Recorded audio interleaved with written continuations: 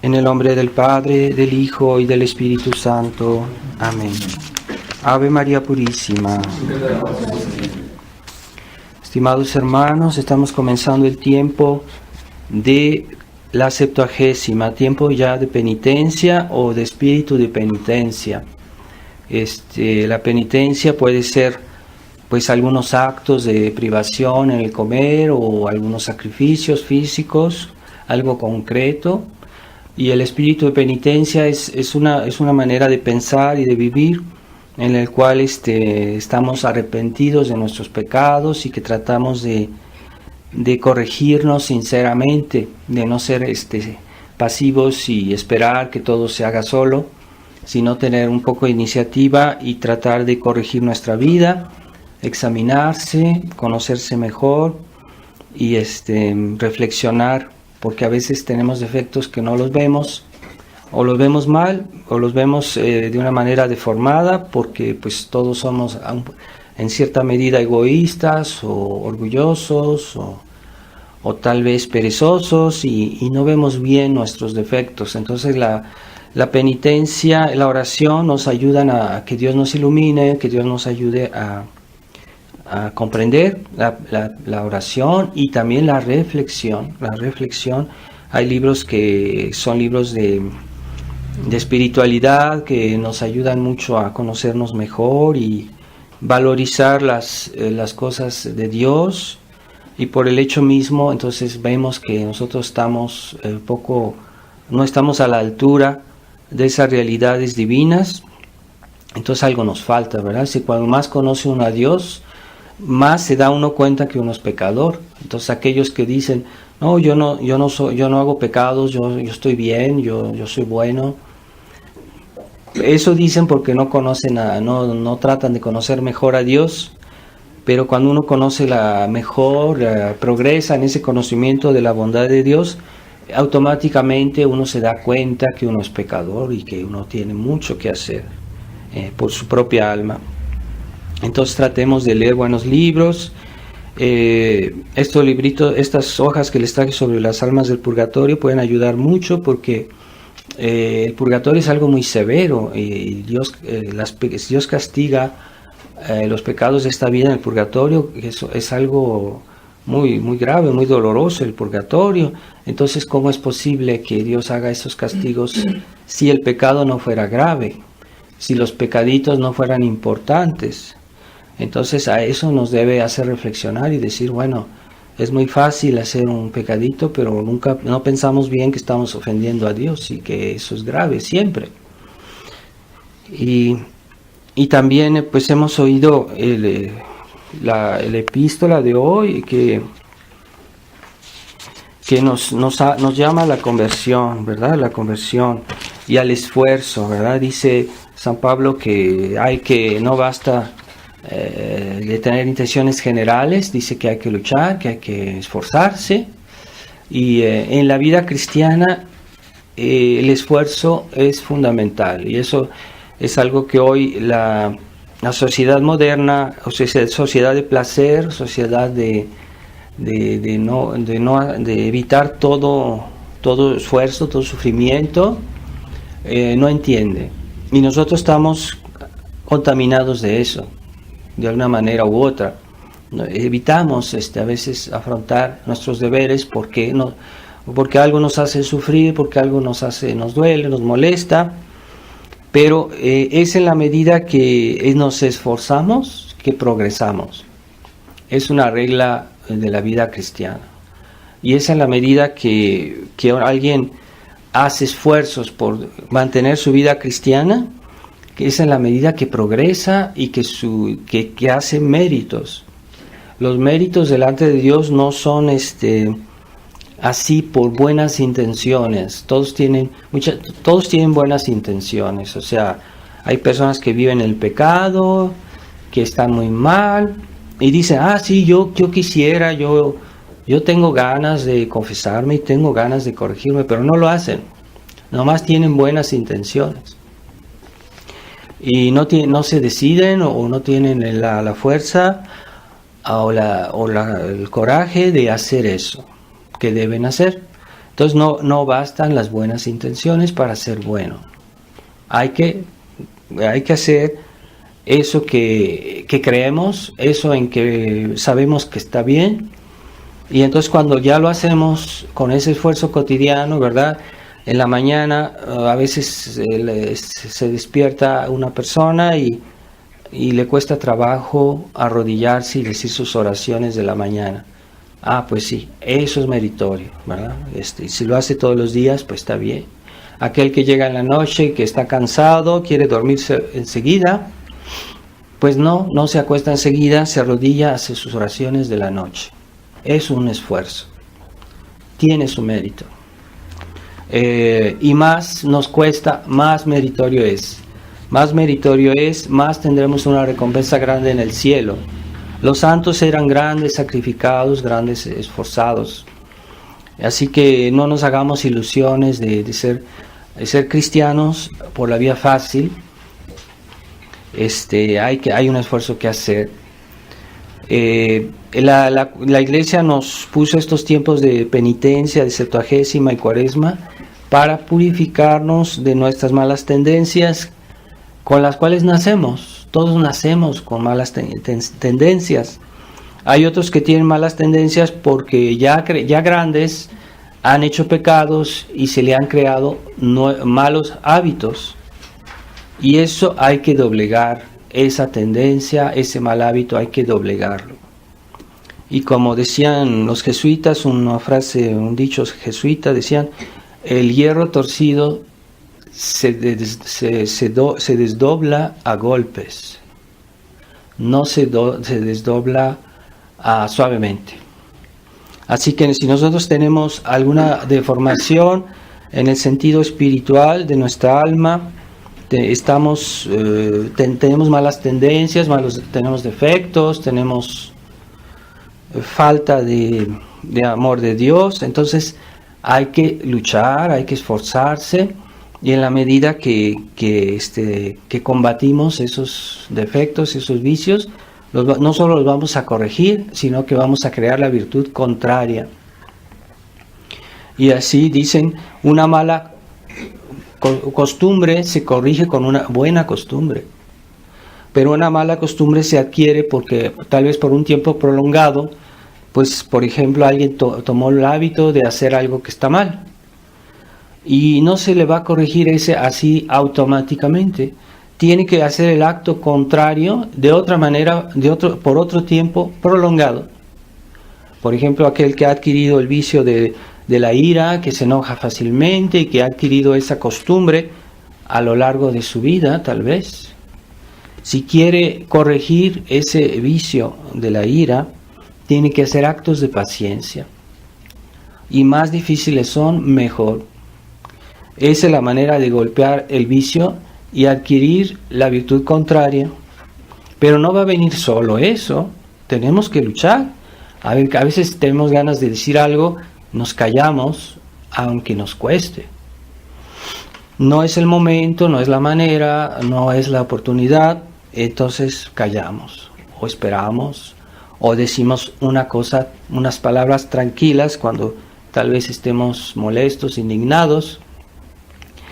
Ese es los actos de paciencia que van a corregir nuestros defectos de ira, pero eso se puede aplicar en todos los vicios y justamente todos los vicios tienen una virtud contraria.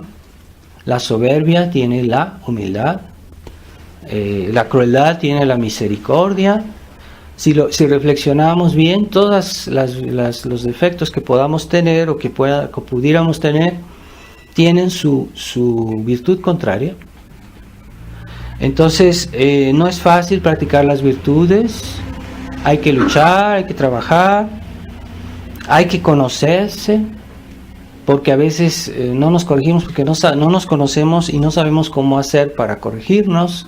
Así que es bueno, como siempre les aconsejo, antes de acostarse, hacer el examen de conciencia, reflexionar este día qué hice, por qué lo hice, y si hice un pecado, tal vez yo me expuse a una situación, a algo, hice alguna imprudencia por la cual yo caí en ese pecado. Y así, los que hacen siempre su examen de conciencia en la noche son personas que progresan, que se van corrigiendo, que van diciendo, bueno, hoy me equivoqué, pero mañana voy a tener más cuidado, o voy a evitar esa situación, voy a evitar esa persona, esas tal vez ocasiones en el internet, o las pláticas con las personas, etcétera, que pueden ser ocasiones para nosotros de hacer algún pecado. Pero si reflexionamos cómo arreglar ese problema, lo haremos mejor, lo haremos bien. Pero no de esos cristianos que dicen, no, voy a hacer un esfuerzo. Está bien que quieran hacer un esfuerzo, todos debemos tener esa intención, pero también hay que usar la cabeza, la inteligencia, para decir cómo voy a hacer ese esfuerzo, de qué manera lo voy a hacer, qué es lo que debo evitar, cómo debo hacerlo, qué precauciones, qué medios Dios nos ha dado para vencer el pecado. No solo el hecho de luchar en el momento preciso de la tentación, sino antes.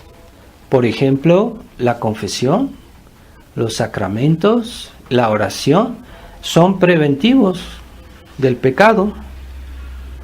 Y no solo preventivos, sino también cuando recibimos los sacramentos, Dios siembra en nuestra alma dones y gracias y fortaleza. Entonces hay que tener en cuenta eso y no ser de esos cristianos superficiales, que el mundo está lleno de cristianos superficiales. Entonces un verdadero cristiano es alguien que toma su vida cristiana en serio, que conoce los medios de la vida cristiana y las causas y todos los aspectos. Entonces es necesario leer, informarse de lo que dicen los santos sobre la vida cristiana, la ascesis cristiana. Entonces, pues sí, yo les he traído algunos libros que hablan de esos temas para que ustedes los lean y se formen. Entonces, nuestra época pues es una época de crisis de muchas cosas, no solo crisis de autoridad, también hay crisis de la formación, de información católica, de buenos libros ya no hay. Hay muchas cosas que faltan. Entonces eso nos obliga a hacer un esfuerzo especial para conseguir cosas que nos ayuden a vivir cristianamente. Y cuando uno va contracorriente, no basta un esfuerzo ordinario, ¿verdad? Si uno camina fuera de un río, pues uno camina fácilmente, ¿no? Pero si uno está en el río y quiere caminar contracorriente, se necesita un esfuerzo especial. Entonces, este mundo que está tan mal, que estamos contracorriente nosotros, no estamos en un mundo normal como cuando nuestro país era católico, cuando donde quiera la gente creía, iba a misa y toda la gente decía su rosario, generalmente. Ahora estamos en una sociedad que nos es adversa y debemos luchar para conservarnos. Vamos contracorriente. Y si no, cuando uno va contracorriente debe hacer un esfuerzo suplementario, no un esfuerzo ordinario. Y eso es lo que hay que comprender. Si no, siempre vamos a ser católicos mediocres o bien católicos pecadores. O sea, católicos que van a misa pero conviven con el pecado habitualmente. Eso es un desastre, ¿verdad? O sea, hay católicos que se condenan, aunque sean católicos, aunque vayan a misa, se condenan, se mueren y se condenan. No basta ser un católico así, de ese tipo, para ir al cielo. Hay que luchar, hay que progresar, y como siempre se dice, la mejor defensa es el ataque. Así que no nos conformemos con una vida ordinaria de vida cristiana. Sí, yo voy a misa el domingo. Sí, yo hago mis oraciones de la mañana y de la noche, pero no digo el rosario. A veces lo digo cuando puedo, a veces o no leo, no hago algo especial, no hago oraciones más. Me limito a lo esencial, ¿verdad? No, es mejor hacer de más porque estamos protegidos, ¿verdad? O sea, Es, por ejemplo, yo salgo a la calle, yo tengo suficiente dinero para ir a un lugar y regresar a mi casa, pero no me voy a llevar exactamente la cantidad que necesito, porque pudiera pasar que hubiera un contratiempo y no tuviera suficiente dinero para regresar a mi casa. Entonces siempre llevo algo de más. Pues así es también la vida cristiana, o sea, hay que prever algo de más, hay que rezar algo de más, no decir apenas así, solo para cumplir, para aparentar ser cristiano. O sea, tenemos que ser fervientes, hacer algo. Yo no me considero un gran pecador, así que yo no hago penitencia porque yo estoy bien. No es verdad. O sea, por ejemplo, hay santos como San Luis Gonzaga, que era ejemplo de pureza, y él hacía muchísima penitencia. Pero es que él sabía que si él no luchaba contra esos vicios que están dormidos, que todos los tenemos a veces un poquito dormidos, a un momento dado se despiertan esas pasiones, y hay que domesticarlas, hay que esclavizarlas. Como dice San Pablo, yo reduzco mi cuerpo a la servitud. Hay que tomar conciencia de eso. Entonces, un católico que no es generoso nunca va a progresar. Y siempre va a ser igual, y a veces corre peligro de condenación, porque Dios escupe a los tibios. No acepta esa mentalidad. Dios no la acepta, aunque las personas se hagan esa ilusión. O sea, Dios es bueno, Dios me va a ayudar, porque Dios es bueno. Sí, pero Dios es bueno cuando nosotros también somos buenos, porque si también Dios es justo y puede castigar. Entonces esa mentalidad de falta de mentalidad remisa, de querer hacerlo lo menos posible, con el menos esfuerzo y sin las menor preocupaciones, eso está mal. Y esa mentalidad ha entrado en la iglesia hoy. Hay mucha apatía espiritual. Incluso los sacerdotes modernos ya no saben qué es ascesis cristiana. Ascesis cristiana es ese arte de purificar nuestra alma y de hacerla derecha, hacerla recta, de purificarla de sus vicios y hacer actos de esfuerzo constantes. ¿Cómo es que posible que haya habido en México misioneros, que un solo misionero fue a regiones grandísimas y evangelizó a tantísima gente, nos convirtió al cristianismo? Pero esos misioneros tienen una vida de ascesis, tienen una vida de penitencia muy fuerte, una gran generosidad y un gran esfuerzo constante para ser santos. Esas son las personas que tienen una influencia en el mundo, no los católicos tibios, no los católicos modernistas, los católicos liberales que se la pasan haciendo compromisos con el mal y no quieren la entereza de la vida. Entonces ese famoso ecumenismo que hoy hay en la iglesia es simplemente eso. O sea, ya no se quiere luchar contra el error, contra el mal, pero sí se quiere convivir con él. Se le quiere dar derecho de existencia, a decir, no, tú estás en el error, tú eres protestante, pues síguele así, nomás sé un buen protestante. Pues no es así. Jesús dijo, el que no creyere se condenará. Jesús es muy fuerte en sus palabras. Así que si esos protestantes se dan cuenta que están en el error y les dicen, sigan así, les están haciendo un daño enorme, porque esas almas se van a condenar. Se dice que el convento protestante que está en Francia de Taizé, a momento dado quería convertirse al catolicismo, y como estaba ese proceso del Concilio Vaticano II, les dijeron, no se conviertan, sigan así, es que nosotros necesitamos que ustedes estén ahí porque quieren hacer ese movimiento ecuménico y todo eso, y no les aceptaron que se convirtieran al catolicismo. Qué responsabilidad de esos hombres de iglesia que les pidieron eso. Y ellos no se convirtieron al catolicismo, siguieron siendo protestantes y hasta la fecha. Entonces, ¿qué tipo de pastores que en lugar de pedirles a las ovejas que se conviertan, las llevan al lobo o las dejan en su error, las dejan en su mal? Esa mentalidad remisa de no querer aceptarla, no ser coherentes con nuestras convicciones. Y pues estamos en esa situación hoy también, la misma tradición, que hay sacerdotes que ya quieren disimular las verdades de la Iglesia Católica, de la tradición, de ese combate que llevamos, como que llevaban los buenos sacerdotes que reaccionaron cuando el Concilio Vaticano II, que eran muchos.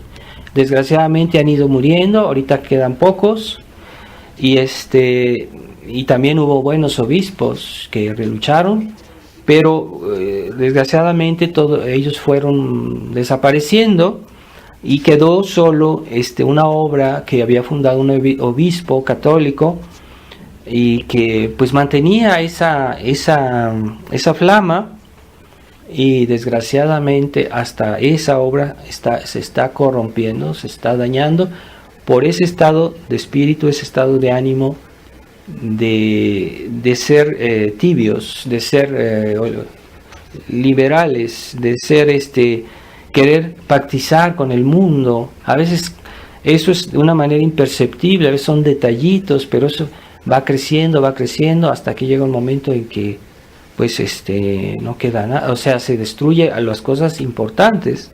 Por eso nosotros debemos tener cuidado también, porque a veces decimos, no, pues voy a ver una película que me gusta, pero que tiene detalles, pero no, o sea, no importa, y después otra, etcétera, o hago cosas que no, en la moda, en la manera de vivir, en nuestras costumbres. Podemos hacer excepciones aquí y allá, tener cuidado de no caer en eso.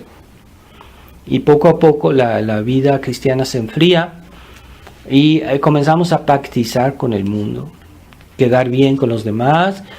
Sí, no quiero que me vayan a criticar, no quiero que me vayan a ver mal, que estas personas me vayan a despreciar, ¿verdad? Entonces, a veces el respeto humano, ¿verdad? Si nos preguntan, ¿y tú qué piensas? ¿Tú eres católico? Bueno, no lo decimos claramente, no lo decimos francamente. No estamos obligados de decirlo a todo el mundo en la calle, ¿verdad? Pero si alguien nos pregunta, no debemos tener vergüenza. O una mujer que se viste correctamente, de una manera moral, habrá aquellas que son desvergonzadas que la van a despreciar. Y si ella tiene respeto humano, pues va a hacer algo entre las dos cosas para que no tener esos problemas. Así que pasa mucho esa mentalidad de compromiso que debilita la vida cristiana. Y en la vida de la tradición, pues es más grave, porque ya es cuando se comprometen los principios, nuestras convicciones. Y desgraciadamente los pastores caen en eso. Hay pastores que tienen mucho respeto humano. ¿Cómo es posible? Antes no existía eso, pero hoy sí hay. Están quedando bien con el mundo. Ponen la música moderna en las iglesias para quedar bien con los jóvenes, diciendo, eso los va a traer a la iglesia, eso los va a ayudar a ser buenos cristianos, a convertirse. Respeto humano. No es así, al contrario. Ese respeto humano que hace tanto daño, pero se puede filtrar en muchas cosas el respeto humano. Y esa mentalidad liberal de pactizar con el error. Sí, somos amigos, pero yo no te digo nada, tú no me dices nada, todos contentos, todos sonrientes. No es así. No quiere decir que no debamos ser amables con la gente, que no seamos correctos, que no seamos educados, pero no podemos disimular a veces ciertas cosas. Y bueno, a veces las personas ya saben lo que pensamos, pero No debemos tratar de quedar bien cuando estamos en cierta manera debilitando nuestra actitud, nuestra firmeza, nuestra adhesión. Y muy importante, no tener miedo del mundo, porque hay personas que sí están convencidas, pero tienen un cierto temor, un cierto respeto humano, algo les queda que les da cierta vergüenza de ser cristianos, de portarse bien, y debemos suprimir ese temor, porque está mal, no podemos avergonzarnos de tener lo mejor. ¿Qué es lo mejor? Es Dios. ¿Qué es lo mejor en el mundo? Pues la iglesia, pertenecer a la iglesia, tener el carácter sacramental del bautismo, tener la verdad, la doctrina verdadera, esa es la verdad de la iglesia. ¿Cómo me voy a avergonzar de tener lo mejor? La gente del mundo no se avergüenza de tener un bonito coche. No se avergüenza de eso? ¿Cómo se va a Bueno, y yo me voy a avergonzar de tener algo mejor que un bonito coche, una bonita casa. No, ¿cómo? No es posible. O sea, en realidad es una tontería pensar eso, pero hay gente que le da vergüenza de ser cristiana, y es en realidad porque no está tan convencida de eso, del valor de lo que posee. Se avergüenza porque no está tan convencida. Entonces no caigamos en esa mentalidad de pactos, de compromiso. Y bueno, hoy el espíritu del mundo entró en la iglesia, y los hombres de iglesia, incluso los hombres de la tradición, que eran antes bien, están ya flaqueando, porque cada día creen que pactizando con el mundo lo van a convertir, lo van a atraer, lo van a doblegar. Eso no es cierto, es una ilusión. Aunque el mundo a veces concede cosas, pero en el fondo no se convierte. Es que no le mostramos la verdad como es, y no hay conversión real. Y hay que oír cómo hablan los hombres del mundo, la gente del mundo, cómo hablan de esos católicos tibios, cómo los desprecian, y tienen razón, porque se dan cuenta que esos católicos no son coherentes, o que esos sacerdotes no son coherentes con lo que dicen, lo que piensan, y la misma gente del mundo los desprecia, con razón, porque dicen que dicen una cosa y hacen otra. Sí son capaces de ver esos defectos de los malos católicos, porque porque si es católico se es bueno. Hay malos católicos, hay católicos que se comportan mal y que están en el camino del infierno. Dios no quiera que nosotros estemos en el camino del infierno, y tampoco en el camino del purgatorio, porque las penas del purgatorio se pueden expiar en esta vida. Por eso también es la penitencia cristiana. La iglesia nos pide hacer penitencia. Así que aquellos que no hacen penitencia tendrán un purgatorio muy duro, y hay muchos niveles de purgatorio. Hay el purgatorio que es que donde hay demonios, y que es casi como el infierno, y hay personas que estarán en el purgatorio hasta el fin del mundo. Hubo en estos ejemplos que les traje en estas hojitas, dice de una persona que Dios le dio a escoger en quedarse un año con una enfermedad muy terrible, muy dolorosa, o pasar 3 días nada más en el purgatorio. Y dijo, no, pues escojo 3 días nada más. Entonces murió, apenas murió, y ya estaba en el purgatorio, y se quejaba con Dios. Decía, Dios mío, yo estoy aquí desde hace varios siglos y todavía no me sacas. Y ya le respondieron, no, tú tienes apenas unos instantes que has estado en el purgatorio, y tu cuerpo todavía está caliente. Así que él dijo, no, Dios le dio la oportunidad de regresar a la vida, y entonces él aceptó ese año de enfermedad muy dolorosa, lo aceptó de muy buen corazón porque sabía que valía la pena. Entonces, bueno, nosotros no todos estamos enfermos, no todos tenemos esas cruces que a veces pueden tener unas personas que se enferman, pero podemos hacer penitencia, ¿verdad? Podemos rezar con más fervor y no faltar nuestro rosario. Es un mínimo indispensable, pero yo pienso que no basta. En nuestra época el rosario no basta. Así que si vienen a misa, lo ideal es que todos comulgaran, pero ¿cómo es posible que pasan las semanas, los meses y hay personas que no comulgan? Tendrán sus razones, pero hay que arreglar eso porque están perdiendo la comunión, expía muchos pecados. La comunión debilita nuestros defectos y aumenta nuestras virtudes. Es una manera muy excelente de mejorar. Así que Jesús nos pedirá cuenta no solo lo que hicimos mal, sino de lo que no hicimos.